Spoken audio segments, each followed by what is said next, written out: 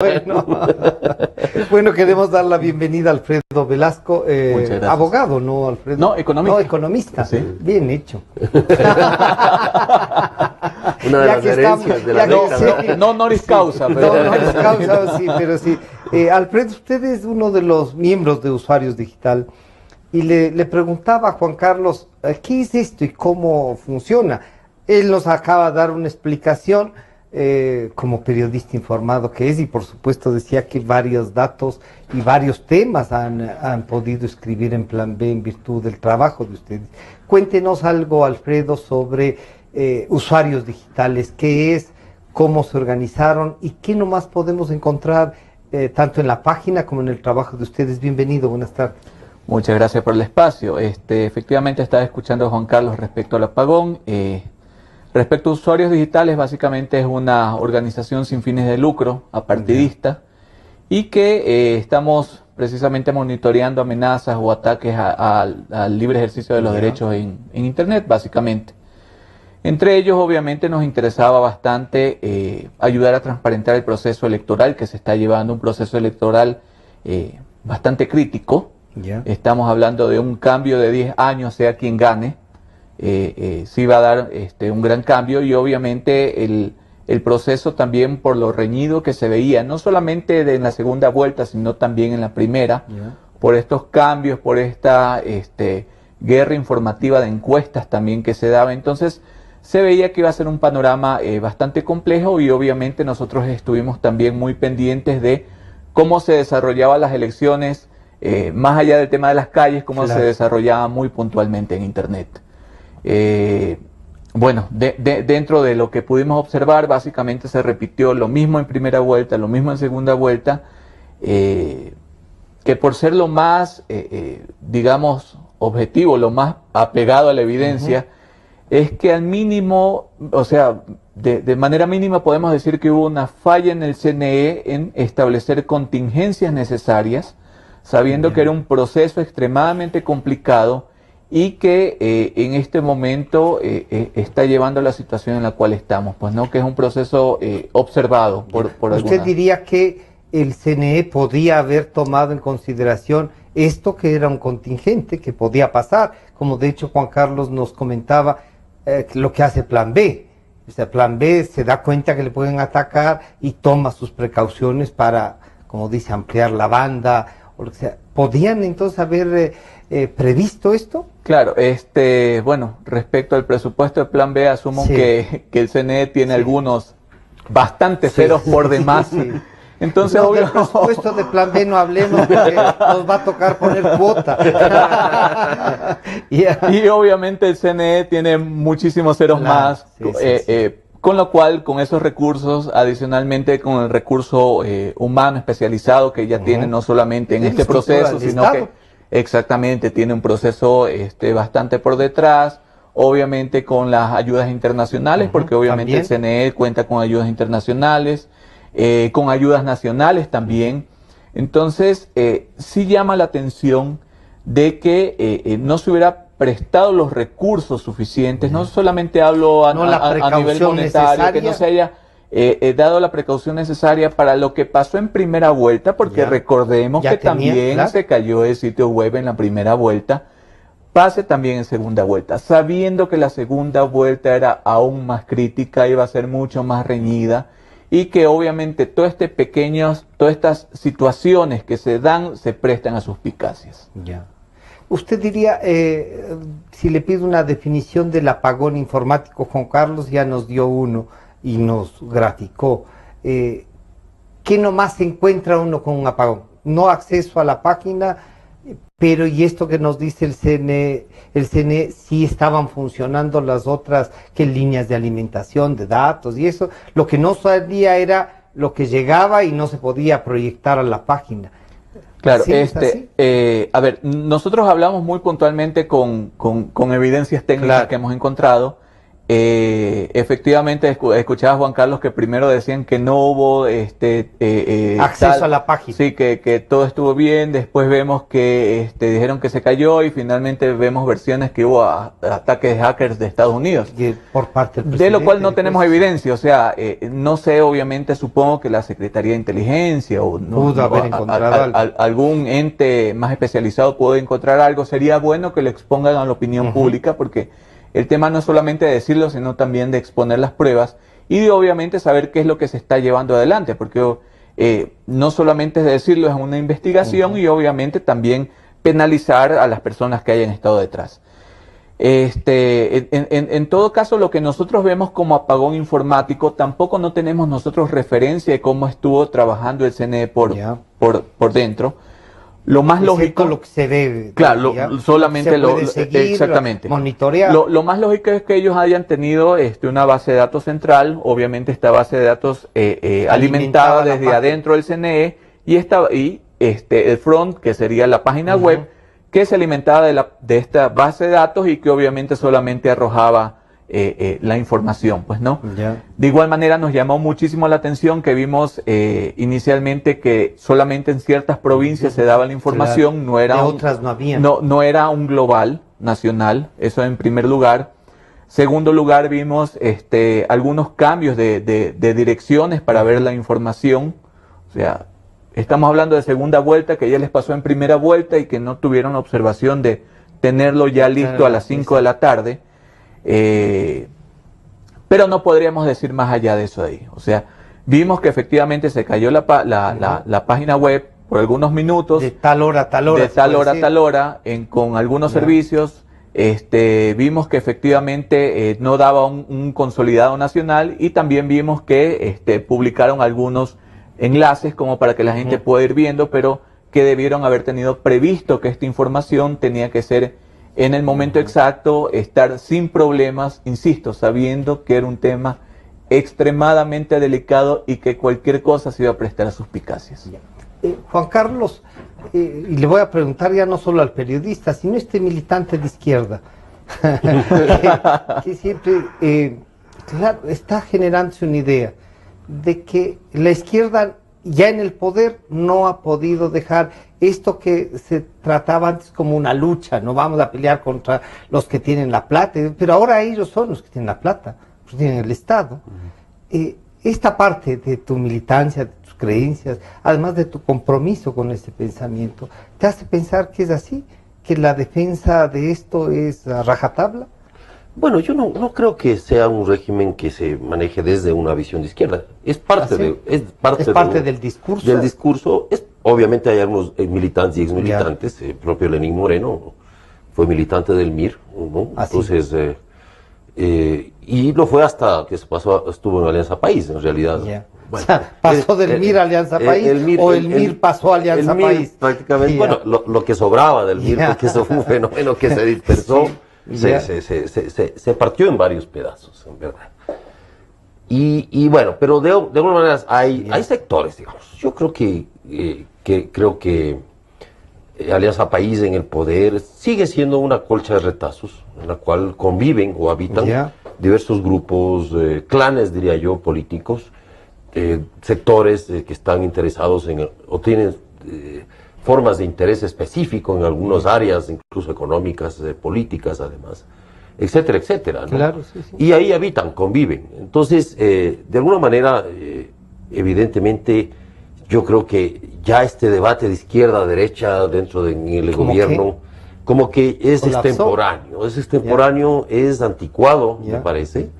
Este tema de las ideologías, porque no hay ideologías firmes, ya no hay estos grandes relatos ideológicos. Claro. Hay realidades que hay que enfrentar. Hay realidades que hay que enfrentar. Con una cercanía más a los más pobres. Y el gobierno se plantea en este amplio margen en el coexistente, digo, diversas visiones. Entonces, el presidente habla desde la izquierda, en algunos momentos habla desde la derecha en otros, o sea, desde el centro, ¿no es cierto? acomodan los discursos de acuerdo a las circunstancias, de acuerdo al marchante, ¿no? También. O sea, que tiene el don de la ubicuidad. Si está con indígenas es indigenista, si está con, ¿no es cierto? Etcétera, etcétera. Pero con los empresarios le va igual, ¿no? Digamos, yo creo que de alguna manera se acomodan los discursos también a esta especie de radicalismo, ¿no es cierto?, que se da, y de ciertas acciones. Entonces, ahí lo que tenemos que ver es, digamos, por sus actos los conoceréis. Entonces, me parece que más allá del discurso hay que ver los actos. O qué está detrás de los discursos. Yo creo que la política tiene que ver con, básicamente, qué está detrás de los discursos, cuáles son los actos políticos que están detrás de los discursos. Y lo que vemos, evidentemente, es que se construye una sociedad disciplinaria, ¿no es cierto? Una sociedad autoritaria, se pretende construir una sociedad panóptica, como decía nuestro filósofo francés. Y esta sociedad panóptica tiene que ver con la hipervigilancia. O sea, tiene que ver con la hipervigilancia, el control y la vigilancia. Y eso se aplica ya en el tema digital. O sea, me parece que ya hay... Que eso sí hay. Que eso se aplica de alguna manera. Hemos detectado, ¿no?, miles de veces que se han ido que hay ejércitos de cuentas que están interactuando en redes sociales, que posicionan. Recién nosotros publicamos también una investigación sobre cómo se arman los troll centers y cómo se posicionan las etiquetas o hashtags, ¿no? Porque dice, siempre está el mismo, con el gobierno, cómo tiene apoyo en los hashtags, en las etiquetas, y siempre está primerito, siempre, ¿no? Está primero, sí. Sea lo que sea. Genera tendencia a cualquier cosa. Si dice Mercado de Santa Clara y el gobierno decide que eso es, Mercado de Santa Clara es esta, ¿no? Entonces, pero es una tendencia aparente, digamos, una tendencia... O sea, es una ficción. Sí, yo creo que trabajada desde un sector. Porque trabajas... Vuelves al robot, entonces. Sí. Prácticamente funcionan de diversas maneras. Nosotros planteábamos el uso de robots para eso, ¿no?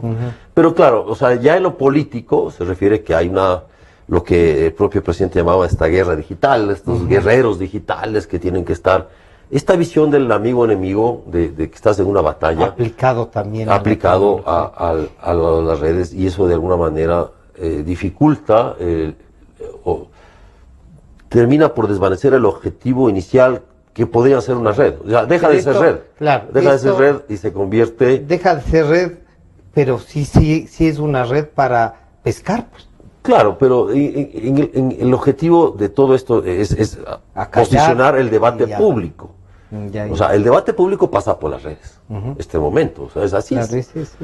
Y entonces, yo siempre ponía este ejemplo del plan B. Digo, nosotros publicamos, tenemos nuestra web y todo eso. Y además es un diseño un poco arcaico porque está hecho para laptop, ¿no? Sí. Para que puedan tener acceso la mayoría. Sí, no, ahora son los móviles, evidentemente, y estamos en un proceso ahí porque nos complicó el diseño en Drupal, ¿no es cierto? Y nos afectó. Hicimos un diseño en Drupal, salía bonito, nosotros queremos una revista hermosa, salió hermosa, pero después no pudimos trasladar eso a todos los usuarios. Y es un costo terrible, sobre todo en traslado y cosas de esas. Bueno, pero te digo, ahí la experiencia mía, que yo soy un tipo análogo en realidad, yo vengo de un mundo antiguo como el tuyo, en el cual escribíamos a máquina, ¿no es cierto? Y venía de la tablet. La tablet era casi la traductora. La tablet era la libreta. La tabla. Claro, la tabla con hojas, la tabla con hojas. Y entonces, me tocaba aprender muy aceleradamente. Y yo me doy cuenta de que cualquier cosa que uno ponga, digamos, no es la plataforma, la gente no va a la plataforma, la gente se entera por la red. Es decir, por la cuenta de Twitter. Puede acceder a la plataforma, pero primero pasa por el Twitter. Ya no es el problema de la portada, porque nosotros teníamos la visión de la portada o sea, yo veo la revista como era la revista Vanguardia, entonces peleabas la portada, que va en portada, como va en portada, esto ya no se usa. Entonces, entonces dices, no, esto lo subo, ¿cómo lo promociono? Este artículo, este autor, esta pluma, o sea, es como este titular, como lo manejo, ¿sí? Y cómo me causa impacto o cómo genera mayor circulación, ¿no es cierto? Y claro, todas esas consideraciones, la gente entra por la red, no va al va a la página ni al portal de la salvo las tías, ¿no es cierto? Los abuelos, Que lo que tienen es el portal ahí a punta de dedo. Entonces, este movimiento que se da en las redes, de los contenidos, digamos, que nosotros producimos contenidos, es un nuevo tipo de circulación. Eso es lo que nosotros tenemos que mirar, ¿no? Alfredo, entonces uno diría, a ver, yo le preguntaba esto de izquierda a Juan Carlos, no solo porque es cierto, él ha militado y lo que puedo dar fe es que en estos 10 años que lo pudieron haber tentado a que tenga mejor suerte financiera, optó por permanecer con el pensamiento. No sé si le van a agradecer en la casa, pero optó. No siempre. No siempre. No, en la casa sí. En la casa sí.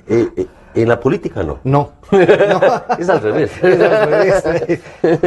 Alfredo, ¿cómo entonces este nuevo mundo, y aprovechemos de este apagón digital, uno, con formulando contenidos y todo eso, llega con 140 caracteres a que se den el trabajo de leer un artículo? Y entonces, claro, en este mundo digital ya a veces no importa ni cómo escriban, sino cómo lo presenten, y a veces si lo presentan mal puede llamar más la atención, pero se friega el idioma, se friega un poco esta comunicación mucho más formal. ¿Estoy demasiado antiguo en eso? No, yo creo que estamos bastante antiguos también por acá, porque es más, cuando nosotros armábamos, yo trabajaba en una imprenta de joven, utilizábamos todavía las plantillas y todo lo demás, la goma para pegar cada una de las hojas y armar. Entonces, la verdad es que se ha dado un salto bastante muy rápido, interesante, ¿no? Respecto a la distribución de contenido. Solamente una aclaración de que Ecuador no es el único país ni el primer país que maneja el tema de los llamados troll centers, o sea, hemos visto en China, que ya es un tema bastante institucionalizado, hemos visto en Rusia. Controlar. Sí, Rusia tiene una maquinaria dentro de la información que se ha dado, mediática dentro de redes, pro-rusos, pro-separatistas, que ellos tienen ese tipo de conflictos. Lo vimos con Peña Nieto, que le llamaron los Peñabots. Incluso lo vimos en la campaña de Donald Trump versus Hillary Clinton. Entonces, es una suerte que no, y no solamente parte del gobierno, sino también de intereses, no solamente desde el punto de vista político. Pues, ¿no? Entonces, sí hay toda una historia respecto a este tipo de miles de cuentas que son cientos de cuentas que son manejadas por una persona y se reúnen varias personas, crean miles de cuentas y obviamente apoyan a un determinado candidato, una determinada ideología o atacan a la que les pagan por la cual paguen. Yo le quiero hacer esta pregunta. ¿Una sola persona podría manejar algunas cuentas, cientos de cuentas en un solo acto? ¿O tiene que entrar de cuenta en cuenta? No, o sea, yo sentado tengo 300 cuentas, escribo y esas 300 cuentas salen a... ¿sí? Efectivamente, hay evidencia de, lastimosamente toca decirlo, de algunas posturas de algunos funcionarios que obviamente son upadas por una cuenta y uno ve que el mensaje es exactamente el mismo en muchas cuentas. Pues, ¿no? Entonces, obviamente, o sea, no se puede ser más obvio que esa cuenta está manejada por una sola persona que en ese momento disparó el mensaje y que trata de hacerlo llegar a la mayor cantidad de gente posible. Eso ahí por un lado. Por otro lado, habría que mencionar también el uso de cuentas institucionales del gobierno que fueron utilizadas para fines electorales. O sea, eso ahí está mal. Eso ahí lo vemos Lo vemos en legislación ecuatoriana, que obviamente cierto tipo de canales deben ser solamente informativos para las funciones que está cumpliendo la institución, pero obviamente esto de aquí no eran fines con los cuales estaba cumpliendo la institución. Cuando una institución pública retuiteaba que el señor licenciado Moreno estaba visitando Manabí, era una intromisión en la campaña. Exactamente. No se estaba haciendo buen uso de ese recurso público. Porque eso es público. Exactamente. Recordemos que esto de aquí es lo que, o sea, desde usuarios digitales lo hemos llamado activos digitales. pasó con el cambio de gobierno de Cristina a Macri, en el cual ella no quiso entregar la cuenta presidencial y obviamente tuvieron que cerrar la cuenta y crear una de cero. Entonces pasó también, incluso tenemos documentada información de que la cuenta de la prensa del municipio de Quito tampoco no se pasó de Barrera a Rodas. O sea, cogieron esa cuenta y nunca la entregaron, se la llevaron. Entonces hay que recordar que esto de aquí son activos digitales que son hechos con fondos públicos, que recursos tanto personales, que pautan entre algunas otras cosas, y que obviamente eso ahí pertenecen primero a la institución que debe administrarlos, y obviamente al ser de recursos públicos es un activo público digital. Y esto de aquí es una campaña que, entre paréntesis, nosotros hemos estado haciendo, porque sí hemos visto que algunas cuentas finalmente las cogen y las cambian de nombre simplemente y las utilizan para cualquier otro fin. Lastimosamente, fin político, partidista. Ya, cuando uno ve y encuentra una página, una cuenta, y está incluso la foto de una persona eso, no necesariamente es cierto. Es una ficción, sí, eso puede ser. Exactamente. Incluida la foto de la persona, que puede existir en alguna parte, por eso le han tomado la foto. Pero a lo mejor es verdad que esta persona que está en la foto no se ha enterado que tiene cuenta porque tiene otro nombre. Efectivamente, nosotros incluso hemos recibido denuncias porque a veces toman fotos de gente que está mismo en Twitter y le crean otra cuenta en Twitter y se ve el timeline o la línea de tiempo de lo que está hablando, y es obviamente encaminado para una determinada situación. Pues, ¿no? Entonces, insisto, no solamente es el tema de troll centers, es el tema de utilización de cuentas de instituciones para apoyar temas que no son informativos. Entonces, digamos que el concepto en sí de Internet como un medio democrático, lastimosamente con esto de aquí se distorsiona enormemente por el mal uso que se está haciendo. E incluso más allá, si es que hablamos de fondos públicos, es peor todavía. Porque, o sea, a lo mejor un troll center con recursos públicos está mal, con recursos privados está mal. Porque obviamente trata de porque va a dañar, sesgar algún tipo de información. Pero utilizar fondos públicos para hacer esto de aquí es extremadamente dañino, pues no, sabiendo que el Estado es un garantista de los derechos, entre ellos un garantista de la democracia. Entonces se estarían, si no violando, se estaría yendo muy por encima de la línea entre lo legal y lo ilegal. Pues, ¿no? Entonces, sí hay que ver ese tema. Juan Carlos, ¿y esto ameritará que una legislación sobre esto? Justo estaba pensando en eso. Sí, porque de hecho, a ver, ¿cómo soluciones? Una legislación... ¿Cabe un código de ética o alguna cosa de esas para las redes? O sea, ¿cabe el propio vicepresidente reelecto? Lo digo para no herir susceptibilidades. ¿Tú crees que ya está reelecto entonces? Claro, o sea, ya. Le voy a decir ingeniero y después no le gusta. Por eso digo para no herir susceptibilidades. Jorge Glass ha dicho, no sé si en tono de amenaza o de advertencia o de desafío, que hay que hacer un control del anonimato en las redes. Él planteado exactamente esa... Y no sé si hay experiencias en otros países. La palabra control es la que le puede generar. De hecho, siempre vas a tener un control. Digamos, siempre todo va a significar una forma de control.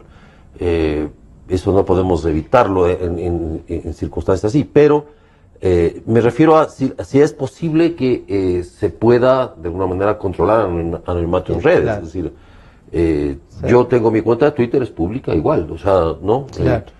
Y está con mi cara y todo. El de la foto sí eres. La foto sí soy yo, y tengo 21,000 seguidores, de los cuales me pusieron un programa y me dijeron que 15,000 eran reales. No sé cómo explicar eso, pero los otros no han sido irreales. Los 7,000 amigos imaginarios. Como imaginarios, no sé. Son 21,000, 15,000 son tuyos. Sí, algo así. Y después me mostraban que también de eso padecían cuentas como la del entonces ministro del Interior, José Serrano, o del propio presidente, más o menos, ¿no? Que siempre hay ese rango donde hay seguidores que son dos, que a su vez tienen 2, 3 seguidores, entonces son como no sé, como cuentas ficticias que te van siguiendo para un poco de pronto controlar lo que dices o como dices, no sé. O por lo menos estar al tanto de lo que estás diciendo. Pero en el fondo tú tienes seguidores ficticios, finalmente son virtuales, porque yo digo siempre, la red es virtual. O sea, siempre no nos olvidemos que es un mundo virtual. O sea, que virtualmente tienes 21, pero certificados 15. Que me siguen a no sé a dónde, porque yo tampoco sé a dónde voy. pero digamos, tienes esa interacción, digamos, con gente que de pronto... Y es un mundo virtual. Y de esos que son anónimos, que te siguen, digamos, uno no sabe quién es. Claro. A mí me ha insultado algunas veces, pocas, afortunadamente, por algún comentario que he hecho. También desde el lado tuve que bajar un tweet porque se enojaron por un tweet que puse, que decía, tranquilos que 4 años pasan rápido. Justo cuando estaban dando los resultados. Claro, les hiciste perder la esperanza. En esa circunstancia no fue oportuno, lo reconozco. Entonces, sí, o sea, tomaste partido. Pero, digamos, y hay gente que no sabe quién es, o sea, hay gente que te amenaza desde el anonimato. Y entonces, pero ahí qué dirías pero entonces, tendrá razón ¿tiene razón el vicepresidente? Tendrá razón, ¿cómo se hará ya técnicamente? ¿Cómo Alfredo, funciona esto? ¿se puede un poco decir, a ver, como el número de la cédula, este es su número, esta va a ser su cuenta, y no habrá más? ¿Podemos llegar a eso? O sea, no por imposición, sino por garantizarnos entre todos de que el que diga lo que está diciendo se identifique y asuma la responsabilidad de lo que dice. A ver, yo creo que es más allá del tema del anonimato, realmente el problema es, por un lado, las noticias falsas, que es un tema, muy grave a nivel global, que no solamente sucede en Ecuador, que se está peleando también, o sea, desde los mismos dueños de las redes virtuales, estamos hablando de Twitter, Facebook, Google, están viendo mecanismos que sean adecuados, gobiernos como Alemania están peleando por estos temas, ha creado una serie, y no solamente el tema de noticias falsas viene ahora por el tema de internet y redes sociales, hemos visto que por noticias falsas se han creado guerras, o se han upado guerras. O sea, recordemos las armas de destrucción masiva que nunca se encontraron, solamente entre paréntesis. Y eso entonces, se probó incluso, ¿no? De que fue una ficción. Pero que lo que hubo fue un testimonio del general que fue el que dirigió la guerra y dijo, qué pena, no hemos encontrado nada. Entonces, es un fenómeno, más allá del tema del anonimato, es un fenómeno, por un lado, de noticias falsas que se está peleando. Por ejemplo, en el tema del apagón informático, sí hay que ser muy preciso en este tema. Por ejemplo, nosotros estamos esperando obviamente el pronunciamiento de las autoridades correspondientes que, desde nuestro punto de vista, ya debieron haberlo hecho. ¿Cuál fue el problema? Nosotros detectamos que un sistema contratado, el famoso Cloudflare, que es un sistema que precisamente permite, para evitar eso. Exactamente, permite que una página que está sobresaturada permite seguir funcionando. Encontramos que otras páginas que utilizaban el mismo sistema como Fundamedios, Cuatro Pelagatos y otra más, cayeron justamente en el mismo horario que cayó el CNE, y después vimos que Cloudflare, este sistema, saca un comunicado que el sistema se cayó acá en Quito precisamente dentro del mismo horario en el cual se cayó la página del CNE, lo que nos permite a nosotros presumir que este equipo puede ser una de las causas por las cuales no estuvo habilitado el servicio. Obviamente esperamos información o esperamos confirmación de las autoridades pertinentes que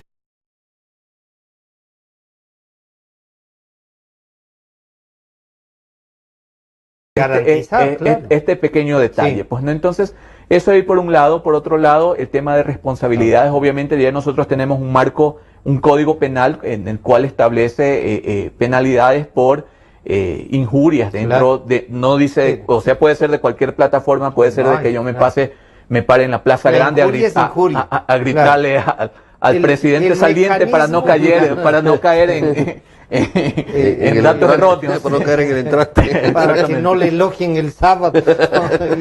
Entonces obviamente sería penalizado igual en la Plaza Grande como sería penalizado en mi cuenta de Twitter. Entonces, no lo vería el anonimato. Es más, nosotros como usuarios digitales tenemos una postura muy pro Anonymous. muy pro el anonimato. Sabemos que el anonimato es una herramienta de la libertad de expresión importantísima. No solamente por temas políticos, por temas de preferencia sexual, por temas religiosos. A lo mejor alguna persona no quiere que sepan su preferencia sexual, pero quiere referirse a determinado tema con conocimiento de causa. Lo puede hacer con anonimato. Alguna persona que quiera difundir alguna información que hace daño nacional, pero no quiere acarrear de alguna manera más que las responsabilidades, las consecuencias que pudiera tener por filtrar este tipo de información. Entonces debería hacerlo. Nosotros sí hemos estado muy opuestos. Durante los 10 años ha sido un discurso muy alineado respecto a tumbar el anonimato. Nosotros hemos estado de alguna manera defendiendo, sustentando, por el cual no se puede dar. Redes sociales tampoco no están muy a favor del anonimato. Hay que ser muy sinceros con este tema. O sea, Facebook está probando algunas aplicaciones para tratar de que se determine de que determinadas personas es una persona real. ¿Y si dice esta persona es anónima? Guardando, no sabemos exactamente cuál es el protocolo, pero ya los están haciendo. O sea, no es solamente una cuestión de gobierno, sino también de las redes sociales. Sin embargo, la sociedad civil estamos peleando porque sabemos que hay situaciones que ameritan que el anonimato debe seguir funcionando. Que no es para la calumnia, sino para sostener temas que a lo mejor pueden causar problemas al que hace. O sea, es igual que un cuchillo. Nosotros siempre hacemos ese tipo de analogía. O sea, puede ser para untar mantequilla, pero habrá una pequeñísima parte de la población que utilice a lo mejor para robar. Entonces, porque a lo mejor una pequeñísima parte de la población utilice para robar, no quiere decir que a todos nos deben de quitar el cuchillo. Entonces, hay un análisis que sí hay que hacerlo muy minuciosamente. Insisto que ha sido un discurso bastante sostenido de parte del gobierno, que no es solamente del gobierno ecuatoriano, de algunos gobiernos a nivel mundial, de algunas redes sociales que lo quieren hacer, pero sí vemos necesario que el anonimato se debe conservar. Tú tocabas el tema de Assange. ¿Qué se vuelve desde el punto de vista del gobierno y desde el análisis que tú haces? Este es un hacker. Porque al principio nos querían vender como periodista investigador, pero es un hacker. ¿Se debería tener esta posibilidad de hackear una cuenta para denunciar algo? ¿O ya es, sobre eso ya hay una legislación? Sí. Sino que aquí le cuidamos al señor Assange. Si hace algunos los hackers son buenos si es que hackean a Estados Unidos y son malos si es que hackean al gobierno del Ecuador. Ya. Eso es todo. O sea, pero ahí lo que hay es doble moral. O sea, por supuesto, eso te estoy diciendo. Ya. Pero en sentido así estricto, diría, ¿nos sirve para la comunicación la posibilidad de hackear o nos basta con que cumplieran la ley de transparencia? Verás, primero quería acotar algo sobre el tema que tú planteas del anonimato. No olvidemos que muchas firmas periodísticas en el Ecuador trabajaron con seudónimo. Eso es parte de una tradición, no solo en el Ecuador, obviamente, en el mundo, tú trabajas con anónimo, con un seudónimo en último caso, que te hace un anónimo del dueño del seudónimo. El seudónimo y estos seudónimos, por ejemplo, fueron históricamente rutilantes, como los Picapiedra. ¿Te acuerdas de los Picapiedra? Claro, que eran unos humoristas que se daban contra todo el gobierno de turno. Y se daban de aderas. Uno de ellos el padre de Bonil, claro, etcétera, etcétera. Entonces, claro, todo este fenómeno, yo creo que este tipo de cosas ameritan precisamente que todos los sectores involucrados en el tema redes sociales, que somos todos en realidad, tanto usuarios como autoridades, etcétera, podamos debatir sin imposiciones. Ese es el punto. O sea, Pero si tú crees que ahí hay un debate pendiente. Totalmente, hay un debate pendiente. Yo, además, si ya se da, y estoy muy convencido que lo van a plantear e intentar imponer, porque lo que van a hacer primero es desacreditar, ¿cómo es la estrategia, no?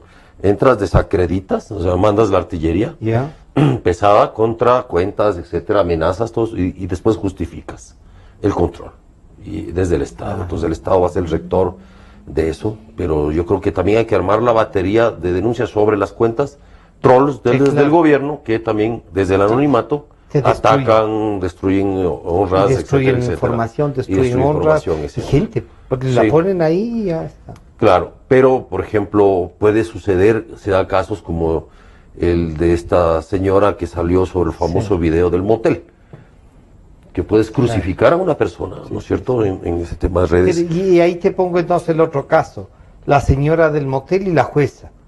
Claro. Porque en un caso dicen, oye, es la vida privada, pero ¿y la de la jueza también es la vida privada o ahí ya no?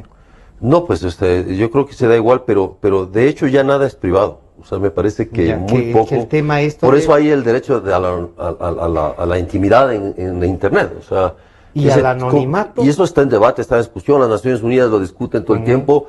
Porque hay tanto el gobierno que quiere eliminar la intimidad y el anonimato de los gobiernos, digamos. Cuanto otros sectores, y los sectores de usuarios y de las propias empresas de redes que te dicen, no, o sea, ratito. Pero hay un debate. Y el Ecuador está fuera de esos debates, creo yo. O sea, así todavía. Solamente, digamos, o sea, hay amenazas como usuarios, y eso sí. Usuarios como usuarios digitales o otros fundamedios están preocupados de ese tipo de debates. O sea, pero en general nosotros los comunes, o sea, los que estamos, bueno, como periodista me debería preocupar, pero en general la gente que usa comúnmente no está enterada de que hay ese debate feroz, que existe, ¿no? Quizá porque todavía estamos usando una libertad para eso.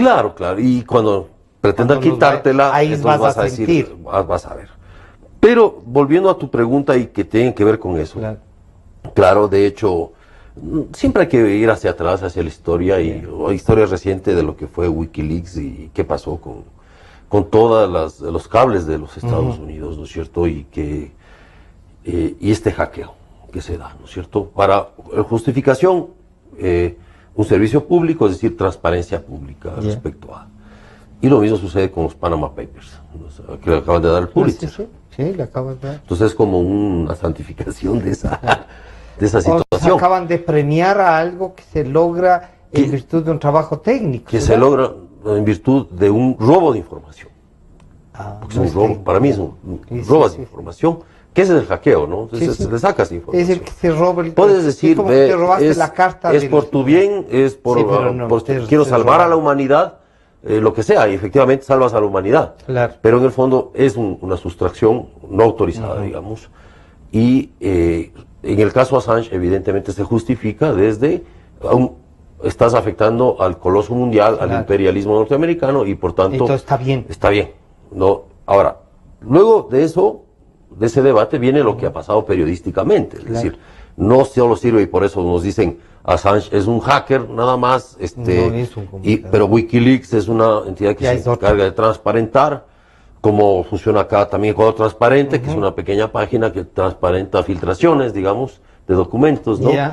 Pero finalmente es una filtración, ¿no? Que lo hayas técnicamente, se maneja así, periodísticamente, tú tienes, es una filtración, y entonces, ahora, no solo es la doble moral, la cuádruple moral, porque de acuerdo a cada caso, y si te convienen las circunstancias, sancionas o juzgas. Y eso lo hacemos todos. En algunos casos lo judicializas. Y en algunos casos lo judicializas, y es el caso de la acusación absurda a Sedatos o a Participación Ciudadana o a Fernando Villavicencio. También, claro. O sea, que se le acusa no de haber hackeado, sino de haber usado información que estaba en un hackeada. Entonces, la defensa de Fernando Villavicencio es información de un interés público, de asunto público. Lo mismo que ha hecho el señor Assange, exactamente lo mismo. Porque el señor Assange está protegido por el Estado ecuatoriano y porque el señor Villavicencio está perseguido. Porque es exactamente el mismo caso. ¿Entiendes? Entonces, claro, ahí está clarito lo que si me conviene está bien, si no, no. Claro. Pero eso no es correcto. Pero entonces, no, absolutamente no es correcto, pues, porque finalmente es la ley de la selva. Claro. O sea, solo lo que yo digo. Es la ley del que tiene el poder.